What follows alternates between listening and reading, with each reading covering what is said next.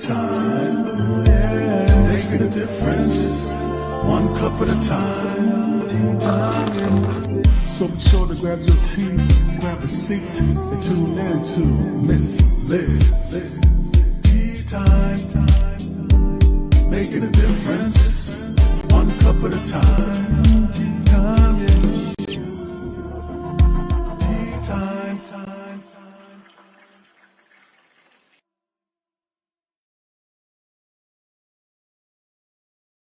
Well, welcome to Tea Time. That's right, Miss Liz is back, and it is evening tea time, and I have a returning guest here.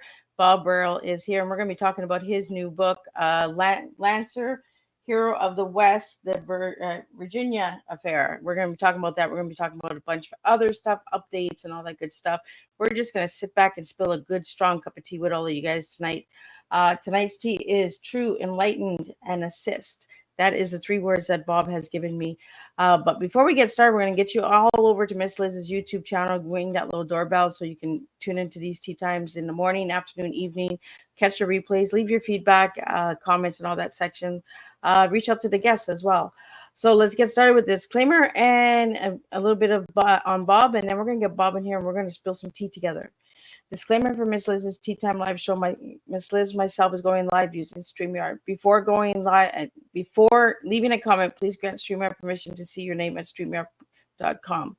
Please be advised that the content brought forward for any Tea Time show hosted by myself, Miss Liz, is always brought forward in good faith. However, may bring forward dialogues and opinions that are not representative of my platform. The facts and information are perceived to be accurate at the given time of airing. All Tea Time guests and audience participants are responsible for using their good judgment and taking any action that may relate to the discussion. The content brought forward may include discussions for some where they may be emotionally at risk. It's significant to know that the show is engaging in discussions forums only to offer, inspire awareness and connection, and is not providing therapeutical advice. If you have any questions about the disclaimer or the panelist discussion, you may freely contact me, Miss Liz, through my email at bookingmissliz@gmail.com. Moving forward, should you choose to voluntarily participate in tonight's show in any aspect, I myself, Miss Liz, welcomes you. And should you decide that the show is not made for you at this time, I respect those wishes and will see you at a later show at a later date and time.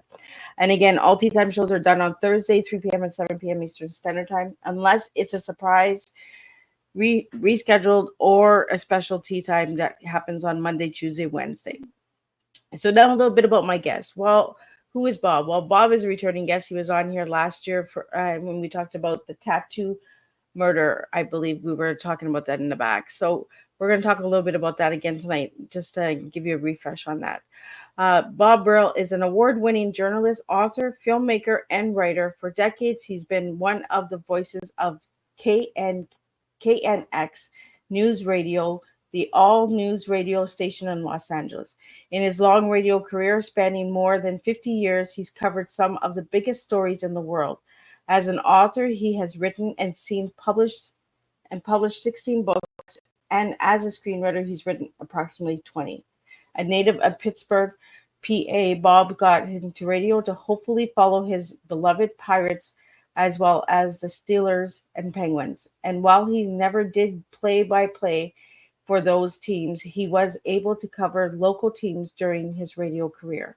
He writes a popular sports column, Baseball, in the 1960s, and did a 6-year stint as a co-host of Kramer and Brill. It was a podcast with former NFL quarterback Eric Kramer. Bob has Option One script and his book, Fan Letters to a Stripper, which led to the script Major League Stripper. It's based on the lives of former Berkeley Queen Patty Wagland. I didn't say that word right. And her major league pitcher husband, Don Rudolph. While he never met them, that he knows of, his childhood crossed paths with them. Bob is constantly working on to improve his craft, which can be seen in his Lancer, Hero of the West Western novel series, which is now up to 7 books. There will be 10. He is currently working on several screenplays. Several screenplays and books, which keeps him very busy while working at the radio station. Bob is married and lives in Los Angeles County. Let me get Bob in here and let me sip on my chicken soup because Miss Liz does have a cold. Welcome, Bob. Burlesque. Burlesque. So my tongue, man. I'm telling you. You know No, what? I need a that's little bit okay. of burlesque dancing. I think. Oh, there you go. You could always say the word burlicue too. A lot of people will use that. So, but that's yeah, that's another part of my life. Not that I've ever done burlesque. But because of the paddy wagon story, I've learned a lot about that era and about that profession, and it's fun. It really is, and a lot of people like, oh yeah, that's strippers and stuff. Yeah, it is strippers. But you know what? It's classy. It's classy strippers. It's not raw, and it can be, but most of the time it's not. Well, with strippers with a style, right? Yeah, exactly. And she had some really good style. So, which is another story that has been in my life since 1959 when I was 6 years old, and that kind of dates me at this point. But that's okay. I haven't dated myself in a long time. So, There we go. So, Bob, for the viewers that didn't see you last season, tell us a little bit who you were as a little boy and who you are now. oh, wow, as a little boy, the thing about it is, I always wrote. I was always a writer because I remember being 5, 6, 7 years old and writing jokes for people in the family, and telling those jokes, and they would laugh. And of course, I was a cute little kid. I mean, I had a little bow tie, and the whole thing. And they would laugh. And of course, you get the laugh and the applause. That's what you want, it encourages you. So I've always been a writer, and I always did a lot of reading, and I've always told stories. I've always been a storyteller, which is more of what is, I guess, I'm about than anything. I mean, whether it's just telling stories in at work, or whether it's on the radio, telling news, reading news stories, or that kind of thing. But I always, from the day I picked up a baseball glove or a baseball, that's all I really wanted to do outside of telling stories, was I wanted to play baseball. And I figured that's what I wanted to do as a career. And at some point, obviously that didn't happen.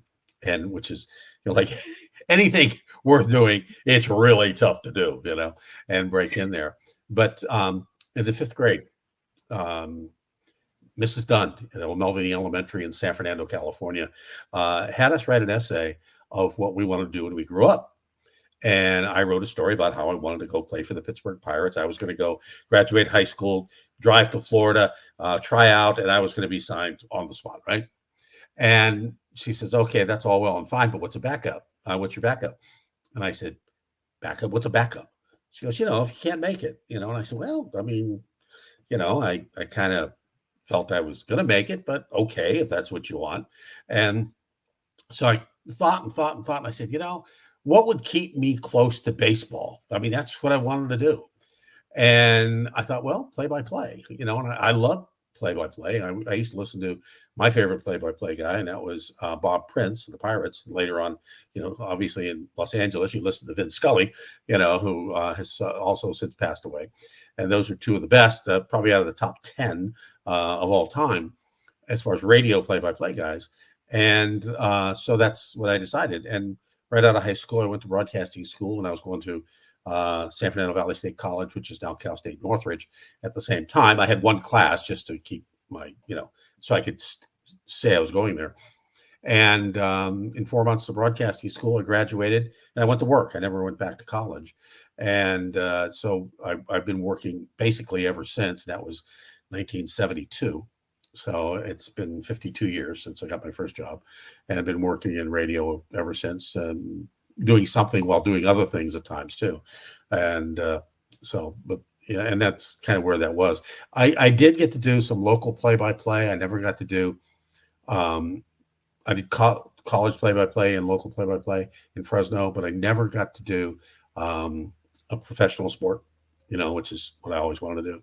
And at this point, it's not going to happen. So, unless I get invited into the booth because I sold a screenplay that won an Academy Award and I happen to be there, and they're going to find this out and say, well, "You want to call a couple innings? You want to call an inning?" Yeah, sure, I'll call an inning. Why not?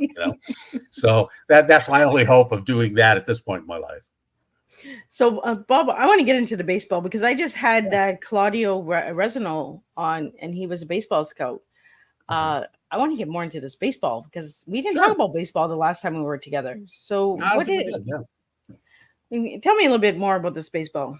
I know you do some card collecting in that as well, don't you? Yeah. Well, I've been a card collector since I was 6, and I became a dealer and owned a baseball card store in Ventura in the 90s. Had it for 13 years, and while doing radio at the same time. And I still buy and sell. I deal mainly in vintage, anything before 1975. Really, I don't really deal in anything since then, unless it comes up and just happens to happen.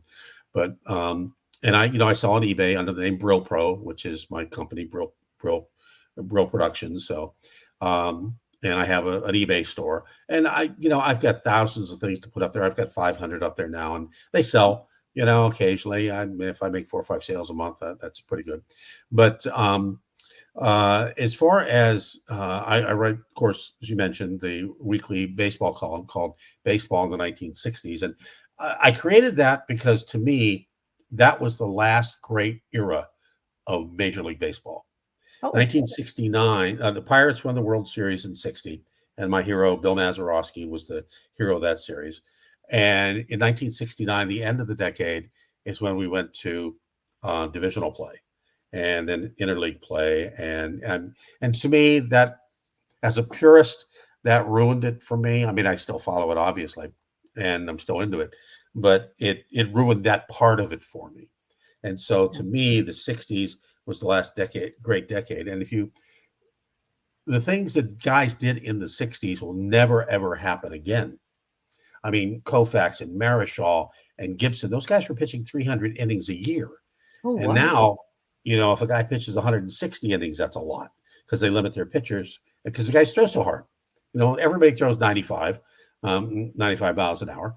And back then, if a guy threw 95, that was a lot. He may have, but we didn't have the guns and radar guns and things like that to determine that like we do now.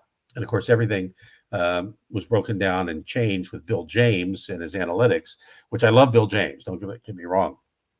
But his analytics were just changed the game drastically. Now, in 1967, 1966. 1966, the Pirates were looking, they had just changed managers. They were looking for a manager. And as a 13-year-old, I wrote a letter and applied for the job. I still have the rejection letter they gave me. I still But have it. you tried, right? Yeah, it was great. It's in my files, and I there's proof that I actually applied for manager of the Pirates. And I at the time thought of using computers long before Bill James did. And now I sort of regret that. I kind of, computers, yeah, for some things, but really, baseball is like anything else. And I've written a book called Beating the Slump. And it's just like a 35-page book that's on Amazon for like $6. And it talks about breaking a slump and how to do it, whether it's a golf swing or whether it's a baseball batting swing. And it came to me through a man who I dearly admired and became friends with, Sid Thrift, who was the general manager of the Pirates during a stretch in the 70s, and who we talked a lot about baseball, obviously. And I created a book about focusing when you're in a slump to take batting practice or take golf swings from the opposite side of what you normally do. And you don't try to drive it or kill it. You just try to meet the ball. And it helps refocus your brain. It's nothing about left brain, right brain. It's none of that. But it helps you refocus. And the whole thing about hitting a round bat, taking a round bat and hitting a round ball, moving at 75 to 95 miles an hour or more, is all about focus. And same thing with hitting a golf ball. You have to focus. There are certain mechanics that are important. But if you can't focus on doing that, forget it. And this lefty righty thing helps you refocus. And I carry in my golf bag, I carry 2 left-handed clubs just for that. And while I'm not a switch hitter, if I was playing baseball still, my thing was I could actually try not to look stupid. And that's what you have to do in this theory in my book. And it works. Everybody I've shown it to and told it to tried it, and it works. And I sent out a few months ago. I decided, I'm going to send out a copy of the book to every major league general manager just to see what happens. And if I can help anybody, I would. And I got no responses, zero, absolute zero, Wow. which is fine. Some of them probably never got to the general managers. They were probably flagged before they got there. And some of them, I'm sure, did get to the general managers, and they said, "Who's this guy? Crackpot." And we paid people millions of dollars to work on swing coaches and stuff like that. Why do we, this guy thinks he's going to solve the problem of certain players like that? Yeah, because it works. It freaking works.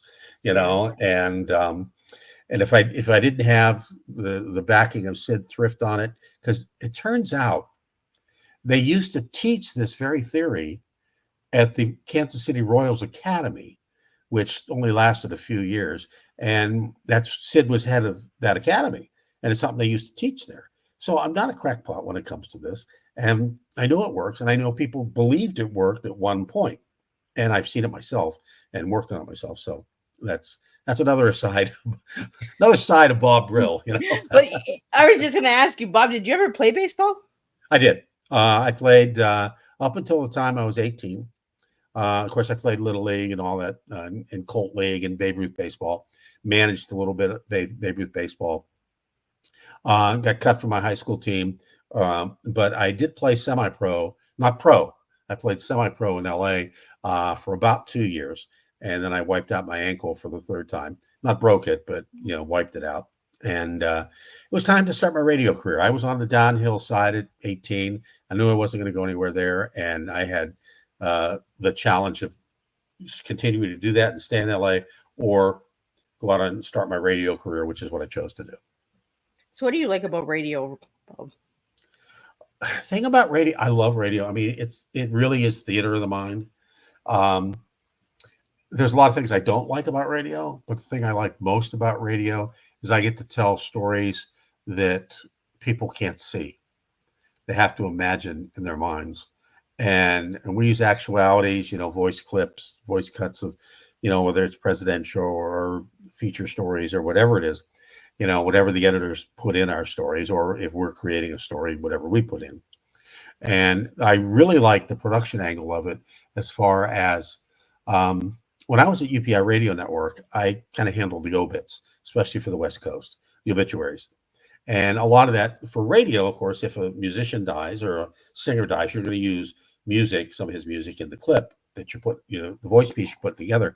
And if it's a movie star or actor or something, you're going to use movie clips, the audio portion of that. And I compiled probably about 1,000 pieces for obituaries in the files. And so, it's one of the things I do very well. I'll have no bones about saying that. And one of my editors, every time somebody dies, has me do an obituary piece.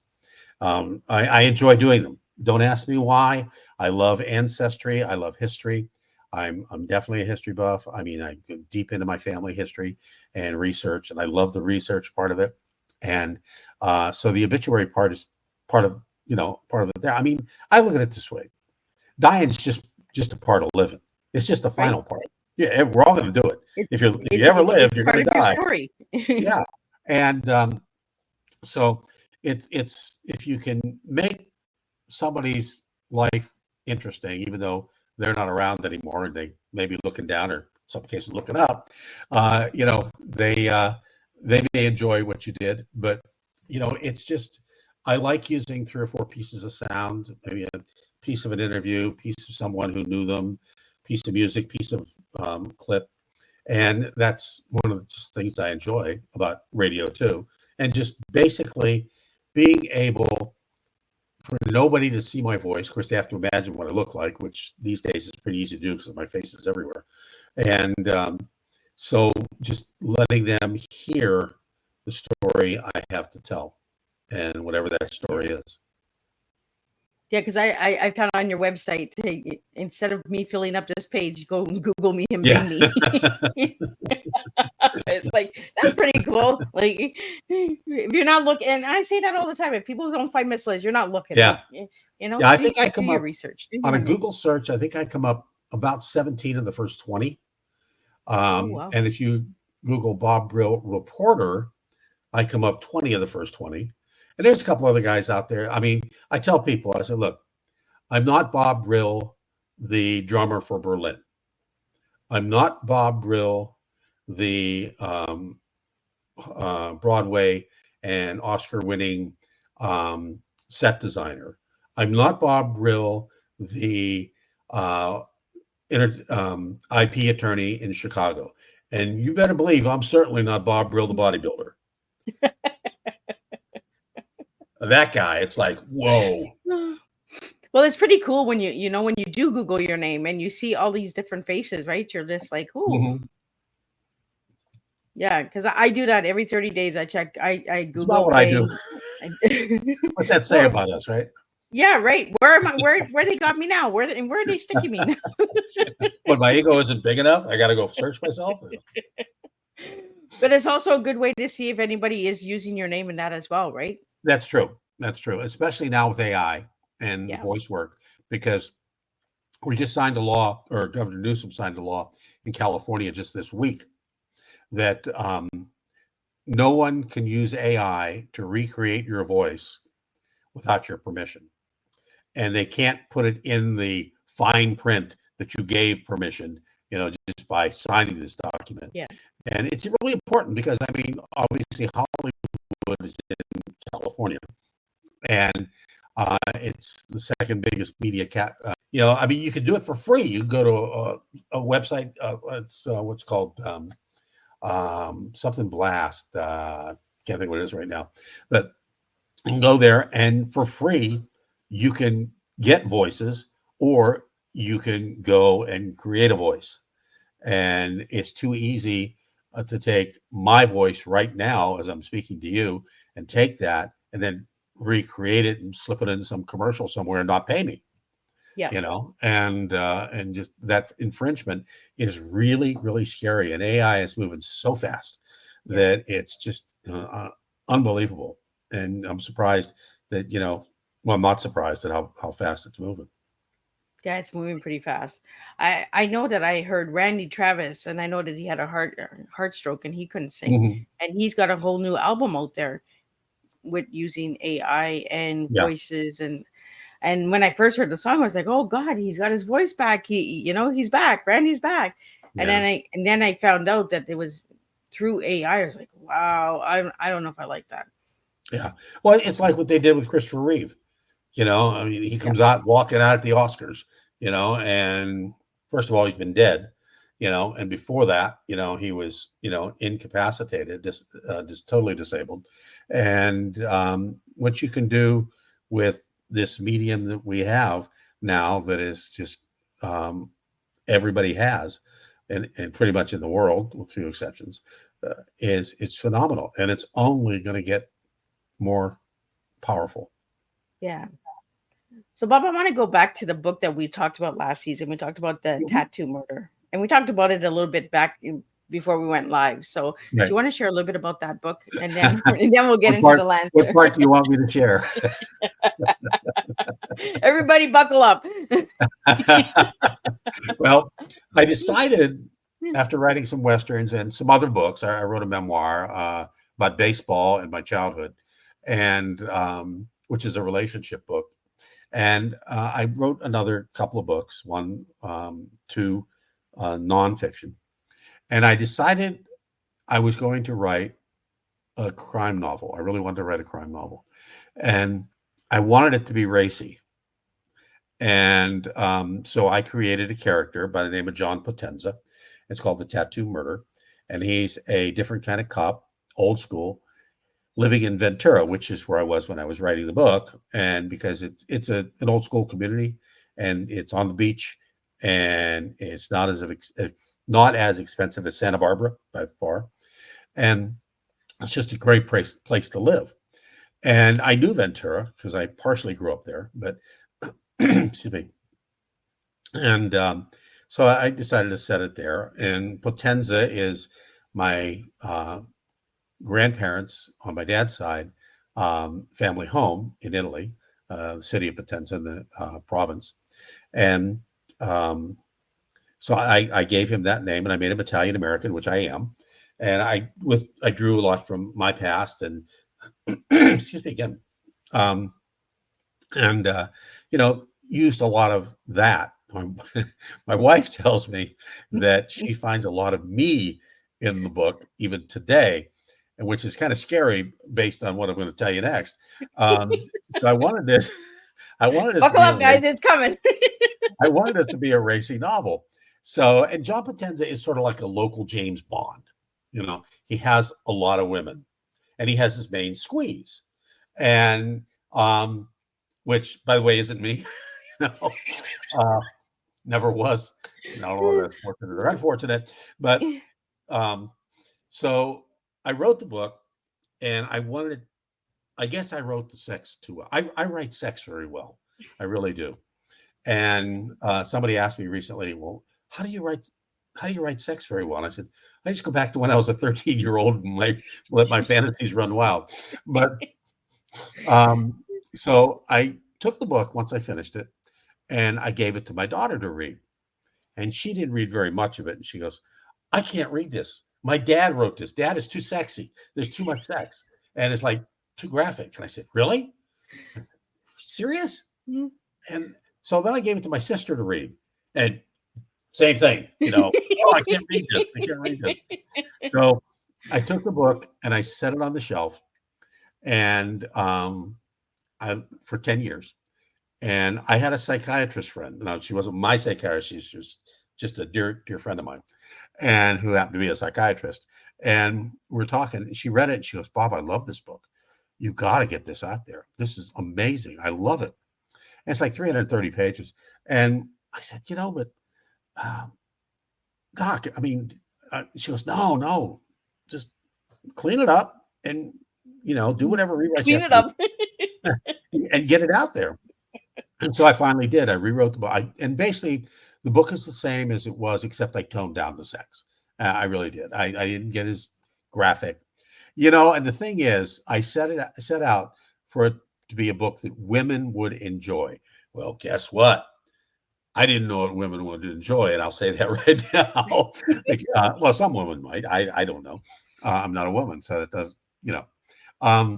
And when I showed it to a publisher friend of mine, Jimmy Christina, who has now passed away. Jimmy loved it. He says, "Well, I'll publish this right now." He said, "This is great. I love this book." I said, "I love it. I love it." And I said, "Okay," and that's how it happened.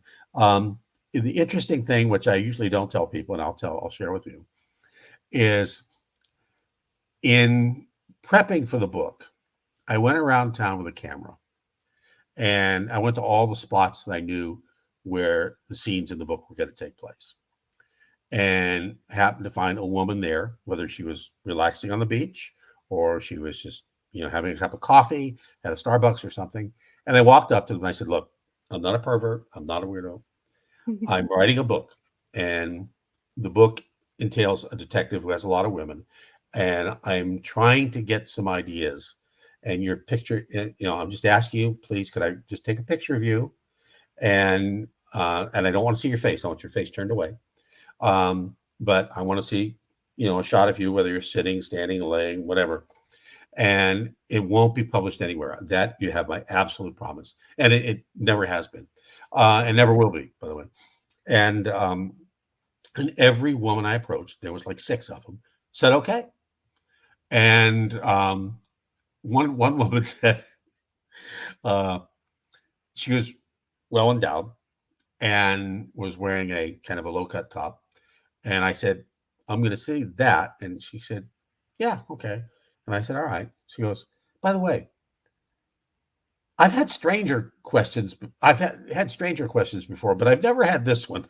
And I said, "Okay, that's fine." And but it was interesting that every one of the women allowed me to take those pictures, and I did use that in my some of my descriptions of the women that he dates and has affairs with, and or who help him as well. And he has an Italian American family in Ventura. His mom was a sort of a war bride, later on war bride, and his dad was a military man. They're both there, and his sister, who runs a beauty shop. What else does a Italian American sister do? But she runs a beauty shop or a restaurant, and this one runs a beauty shop. And they're all involved. And I drew on some cousins and stuff like that. And so it was a very fun book to write. It's the most detailed. And the two of the other things about it is it reads like a screenplay in that every scene is timed, dated, and where. In other words, at the top of every change in scenery, it tells the time of day, what day it is, the date, and the time of day, and if there's weather or whatever. And then the other thing I did, even though it's a fictional book, I went out and we took a bunch of pictures of places that where the events in the book happen or fictionally happen. And there's 10 pages in the middle of the book of real places where the fictional action took place, which is, I don't know if it's ever been done before, but it was something I thought of a long time ago that I wanted to do. And it works. I felt, you may have 5 changes of scenery within a chapter. Well, we all, when we're reading, when we're getting tired, we look to see how far to the end of the chapter, right? Is it 4 pages, 5 pages, whatever? Now in this book, you don't have to go that far. How far is it to the next scene? And it's broken up. And people like that, I've been told. And I get a lot of comments on the photos, of which my wife gets credit for. So she's a photographer for that. Oh, well, that's cool. So how did you go from the Tattoo Murder to the Lancer series, or did the Lancer series start first? Lancer, I always wanted to write a Western. My father and I, when I was growing up in the 50s and 60s, not most, but a whole lot of the shows on television, the biggest genre, of course, was Westerns. I mean, and some of them you can still see on classic TV and stuff like that. But we watched Western. My dad loved Westerns. He told me he once read every Zane Grey novel he could get his hands on when he was a child, growing up. And I read some Westerns when I was growing up, but not as much as him. But we would watch Gunsmoke, and we would watch The Rebel, and all these shows in the 50s and 60s. There are only a few that we didn't watch. I go back now and I see there were a whole bunch more that I never watched. And as a tribute to my dad, I always wanted to write a Western. But the thing with Western audiences, and readers especially, is they're really in tune to the era. They know what went on. And if you aren't super accurate in your description of a certain thing, they're going to nail you on it. And I always had that fear that was going to happen. And I didn't have time really for that kind of research. For instance, if in the New Orleans affair, a lot of it takes place on a riverboat. Okay, well, I couldn't name the riverboat the Enola Gay or whatever. Let's pull that name out of the sky. That was obviously the airplane that dropped the atomic bomb. But I couldn't take that and put it in 1883 if it burned to the water level in 1881. Yeah. And if I wrote that, Western readers would pull that out, and I'd get emails and whatever, and bad reviews and whatever. So I was always nervous about that. But with Google and now AI, the research is like that.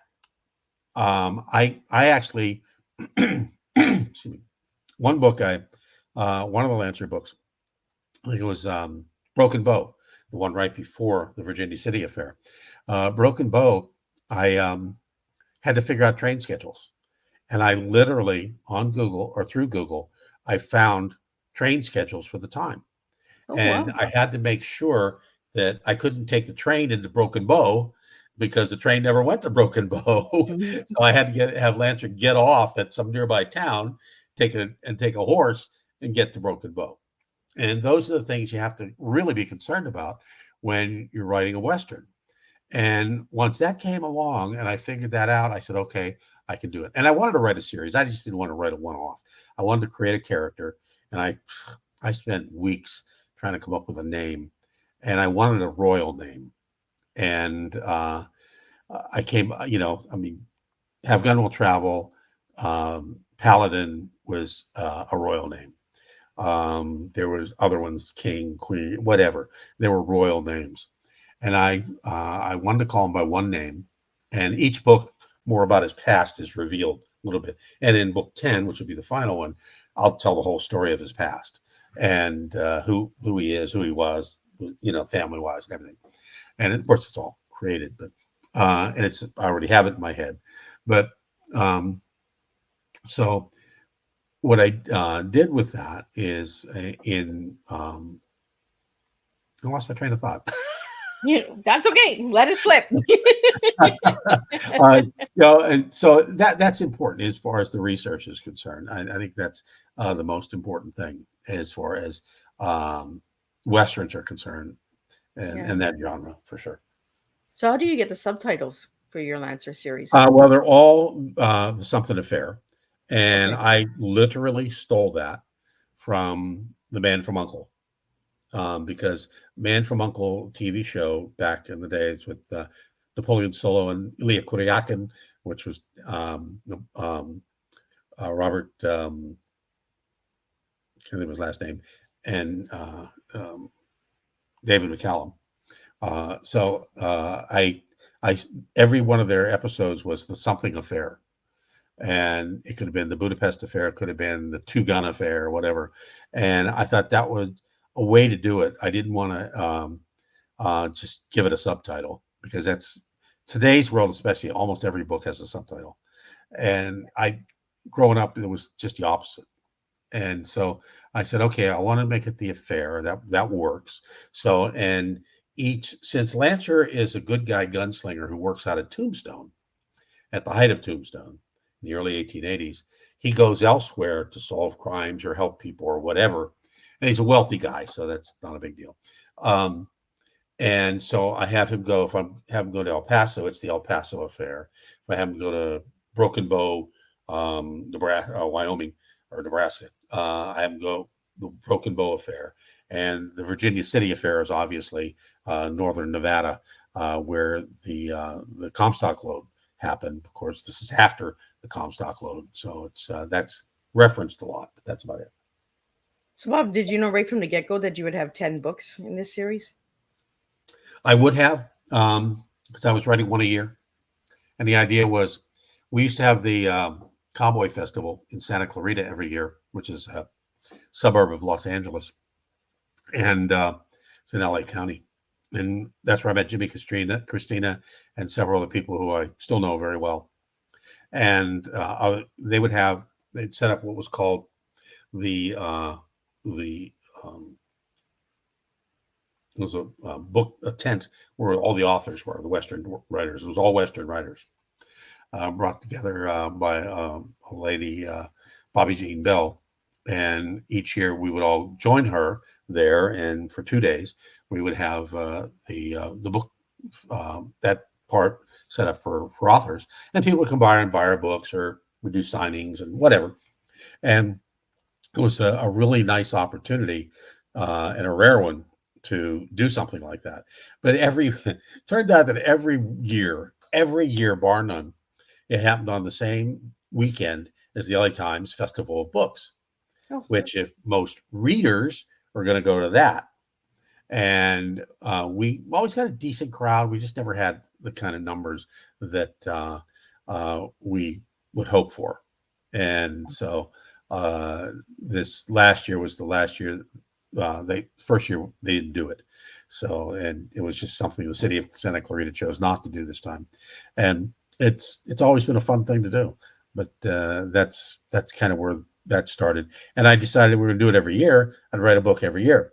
And I would start writing in December, have it published by March, and the festival was always in April. So I would have a new book for April. And that's no longer. And then COVID hit, and we didn't do it at all. And so I took a couple of years off. But yeah, I would think I would probably be in number 9 or 10 by now. Oh, wow. Yeah. So, Bob, during COVID, did you do any writing at all? Yeah. I worked on some screenplays. Trying to think what else I wrote. I did because I had some time. But to be honest with you, I was working like 5 days a week during COVID. Um, Rather than, most people were not working at all. I Yeah. actually, because of the coverage we gave to since we're an all news station, the coverage that we gave to COVID and the fact that some people were no longer there, or and the way that was everything just worked out, that I was working 5 days a week instead of 4 days a week. And so since I work 2 weeknights and I was doing 3 overnights, it kind of doesn't give you a whole lot of time Yeah. to when you're not sleeping or dead on your feet to write. And so I didn't write as much, but I did write. I think I'm trying to think which. Well, I wrote Broken Bow during COVID. I did write Broken Bow, and I'm trying to think if I wrote anything else. I'm sure I wrote a couple of screenplays during that time. And I actually we produced. I think I'm trying to think if we actually produced one of the short films. No, what we did was the documentary. We shot the documentary called "Shaken: The Great Somar Earthquake." 19. Yes. It was the 50th anniversary of I the actually watched Somar that. earthquake. Oh, did you like it? Yeah, I did. Yeah, I Good. watched it. Thank you. Thank you.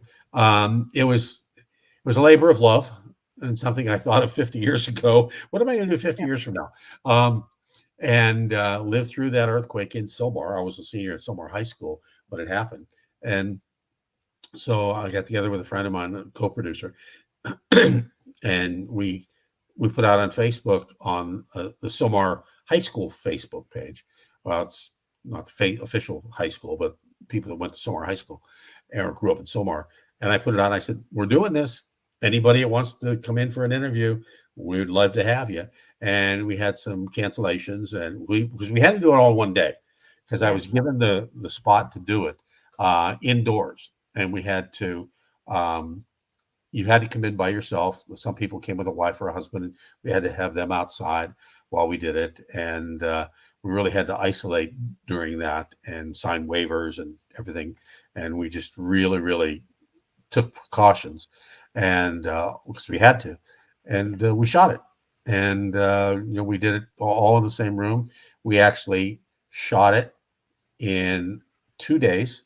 We shot all the interviews in one day. No, I take it back. We shot the people from high school or from Somar in one day. Then we took 2 other days and interviewed at a local park outside the fire personnel, and then we shot the two stand-ups that I did on another day.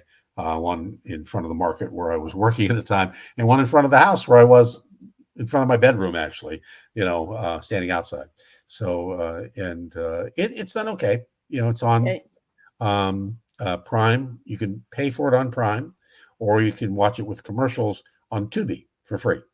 Yeah, that's So where I watched it. I watched it on on Tubi. Tubi, yeah, and so you have to watch commercials then. But always a pleasure if someone wants to buy it on Prime, because eventually I'll get some money from the production company or the distributor at some point. You know, um, but the nice thing about it was it really was a sweat equity product. Hmm.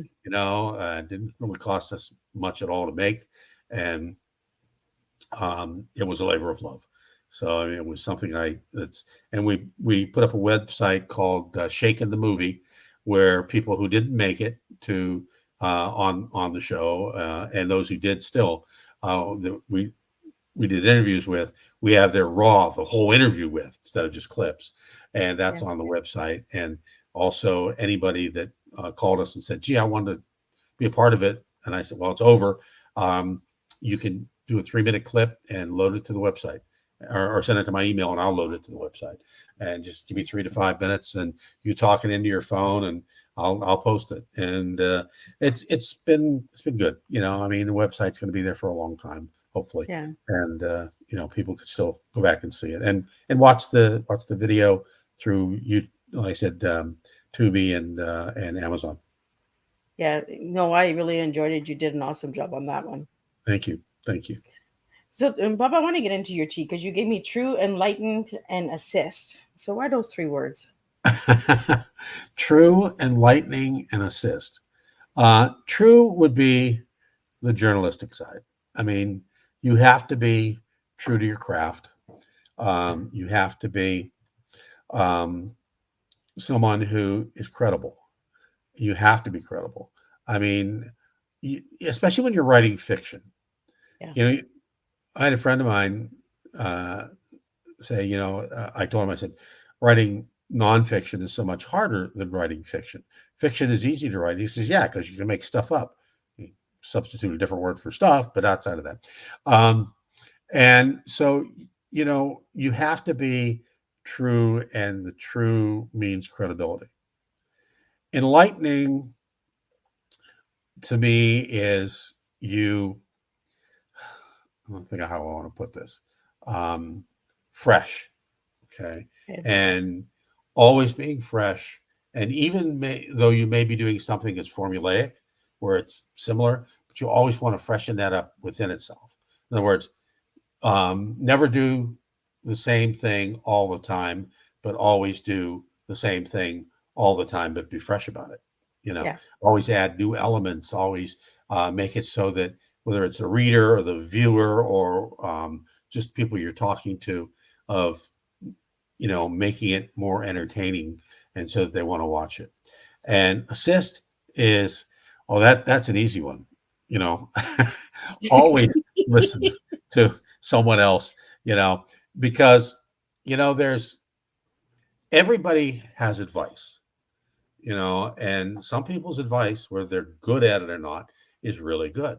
And some people's advice, whether they're good at it or not, is terrible, but you have to listen to it, and it's like, I don't want to get into politics, but it's like in our country, we're so polarized right now because we don't listen to each other, Yeah.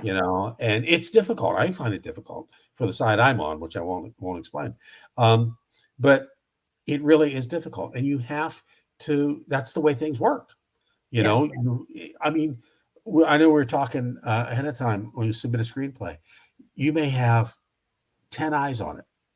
And every one of them is going to miss one thing, one misspelling, and it's going to get slipped by.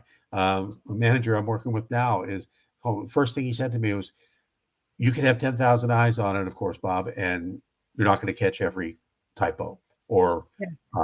wrong word, and I'm terrible with there, and there, and everybody says I don't know, I don't even know what a comma is.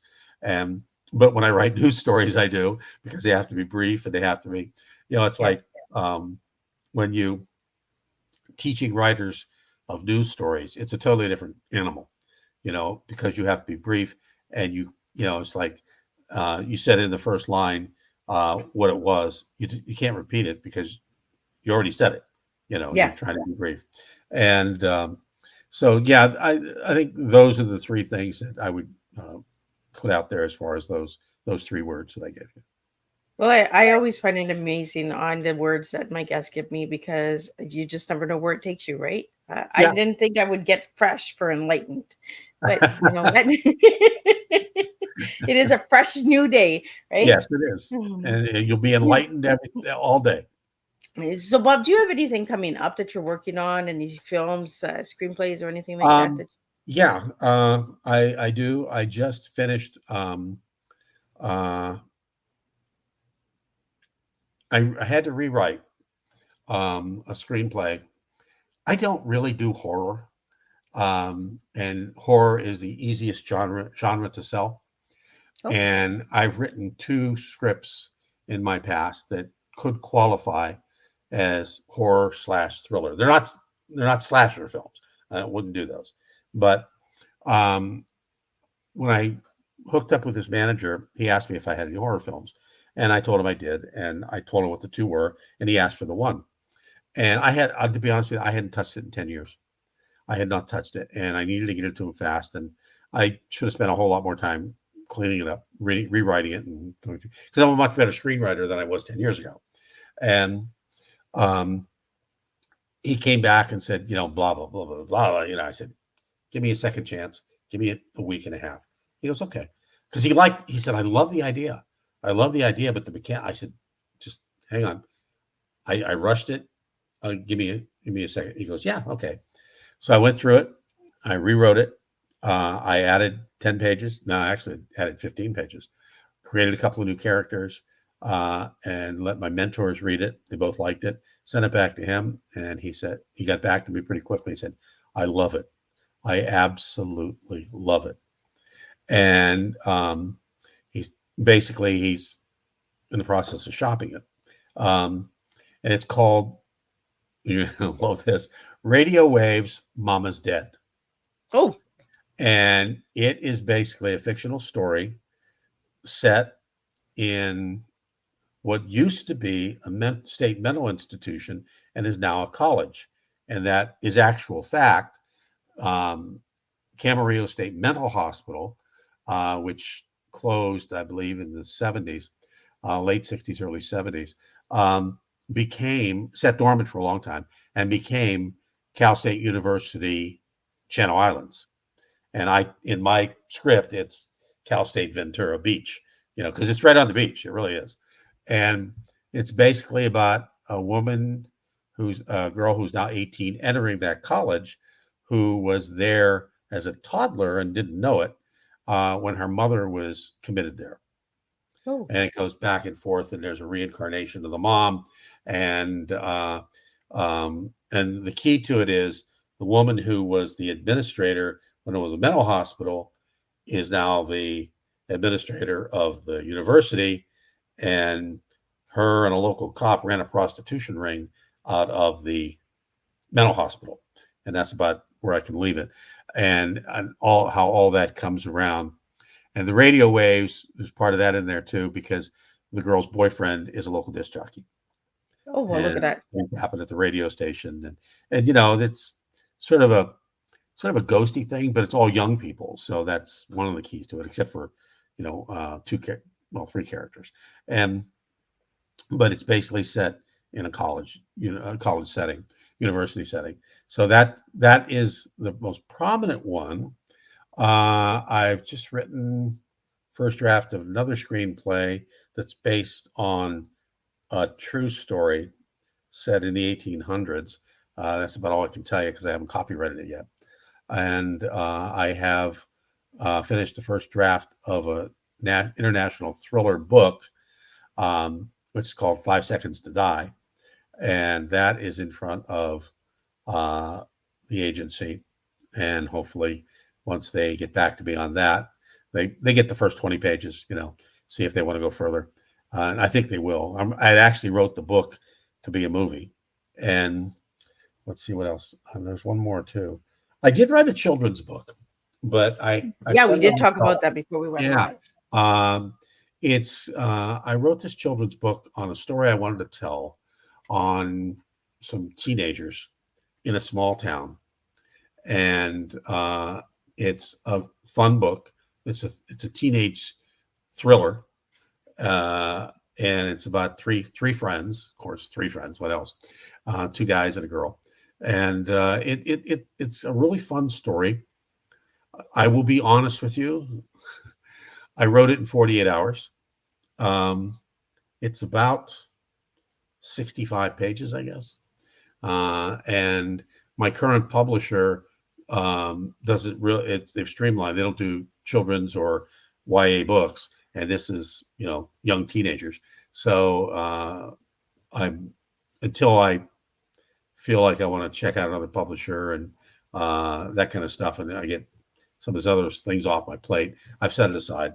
Hopefully it won't be 10 years like the Tattoo Murder, but it was a fun book to write. I kind of wanted it to be a series, and hopefully it will be. And and the other thing, oh yeah, golly, we had it come out. We're shopping it now. I wrote and produced and half directed a short film that is actually a pilot for a series. And it's called The Adventures of Taekwondo Martial Arts Detective. And it's a comedy, obviously, with that title. And you can see it on YouTube. It's on YouTube. You can go to my YouTube channel, Bob Brill, and you can find it there, or just search for The Adventures of, make the whole title, The Adventures of Taekwondo Martial Arts Detective, because you just Google or search martial arts, you're going to get a billion things. And the thing about it is, it's won some awards at at film festivals. It was really well done. The production guys, SAVE production, are was great. We're working on some other things together, and um, the thing about it is we've won a few awards, but it I entered it in the Hong Kong Indie Film Festival as a pilot, and it finished as a semifinalist. We're waiting to hear from the Tokyo Indie Film Festival, and if it does well there, uh, I'm going to plaster Netflix and find anybody I can to talk to. Because if you got a comedy martial arts film that does extremely well in Hong Kong and extremely well in Tokyo, you got something. You know, I Right. don't care what anybody says. And it's a comedy. I mean, I took a lot of the chop socky things from the films that we used to watch years ago with Bruce Lee. Oh, I love Bruce Lee. Guys jumping backwards up a mountain type thing, and the martial arts is great. And one of the guys who was acting in Narayan, I can't think of Narayan's last name. His first name is Narayan. Was also in Everything Everywhere All at Once. He had a bit part in that as a kung fu guy, and he was great in this. I mean, he played up the comedy really well, and and I know they're using him a lot in their other short films that they're producing, and so it's out there. You can watch it. Please comment on it. One film festival, they gave us all the judges' comments video wise, and they loved it. And one guy said, and these were young people, and one guy said, it's obviously a series, so hopefully we'll see more. And if you watch it, stay to the very end after the credits, because the concept is we have Stan Vang, who's the star. He's the martial arts detective. We have him giving a martial arts lesson. It runs about a minute. And at the end, that's the key, is one of the keys is at the very end, Stan gives a lesson of, something. It starts out this one with kicks. And so it's really a good concept. I know we have something.